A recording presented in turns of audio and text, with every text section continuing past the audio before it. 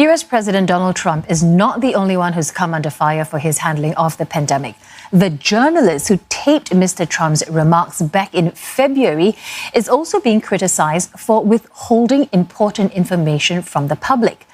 Mr. Trump had admitted to Bob Woodward that the virus was extremely dangerous. Critics now accuse Mr. Woodward of prioritizing book sales over public health. But he says that he needed time to be sure that the president's comments were accurate. Now, as for Mr. Trump, he's defended himself, saying he needed to be calm in order to prevent public panic. The forthcoming book also reveals letters of adulation between Mr. Trump and North Korean leader Kim Jong-un. And it claims that Mr. Trump confirmed that Mr. Kim had ordered the killing of his uncle. Well, for more, we're joined by Simon Marks, and he's in Washington. Simon, so apparently the Chinese president told Mr. Trump as early as February the 7th that COVID-19 was transmissible through the air. How will that impact the blame game Mr. Trump's been playing with China now? Well, it ought to be, under normal circumstances, Glenda, a game changer. I mean, we don't know from that exchange between Donald Trump and Bob Woodward that it was President Xi who specifically told President Trump that the virus could be transmitted through the air. But we do know for sure that on February the 7th, and that's very, very early, obviously, in America's experience with COVID-19, President Trump knew airborne transmission was not just possible, but a primary way in which COVID-19 could move through populations. And yet, 2 months later, if you take a look at the National Institutes of Health database here in Washington, D.C., there were still public health officials writing abstracts and saying it is deeply frustrating that leaders in the United States are not taking the possibility of airborne transmission sufficiently seriously. 2 months after President Trump knew that the virus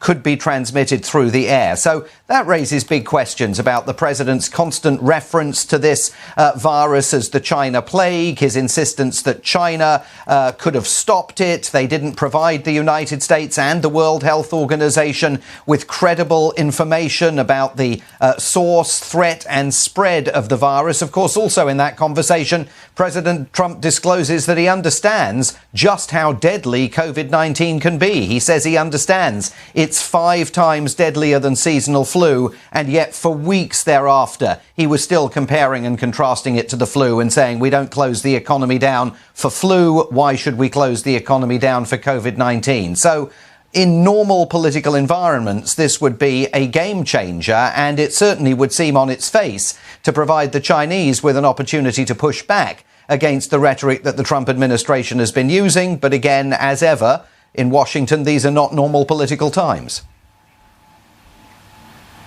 Simon, one would imagine that this morning the Trump administration or Donald Trump's minders might be at pains to clarify some of the conversations that he had with Bob Woodward in those tape recordings. But how is he going to spin the revelation that he knew that the North Korean leader Kim Jong-un had his own uncle executed, and yet Mr. Trump continued to express admiration for Mr. Kim all this time?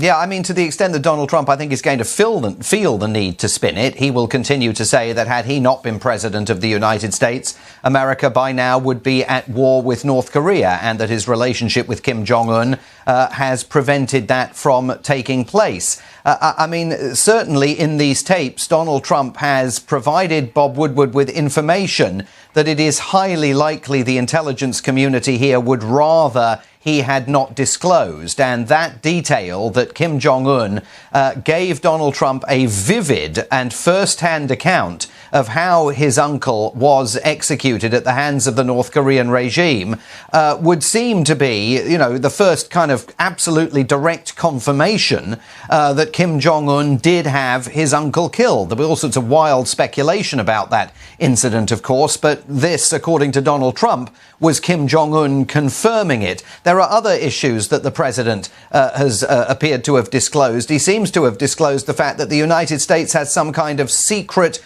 nuclear weapons program that includes armaments that the Chinese and the Russians know nothing about. That's certainly raising eyebrows here. And, bear in mind, Dawn, we're just at the tip of this particular iceberg. There are 9 hours of tapes and every possibility that over the course of the next few days, as Bob Woodward gets ready to launch this book and to sell copies of it, there's going to be a drip feed of fresh information, and more of it may be about North Korea. Indeed. And, all eyes, ears will be on this. Thank you so much, Simon, for that update. Simon Mark speaking to us from Washington.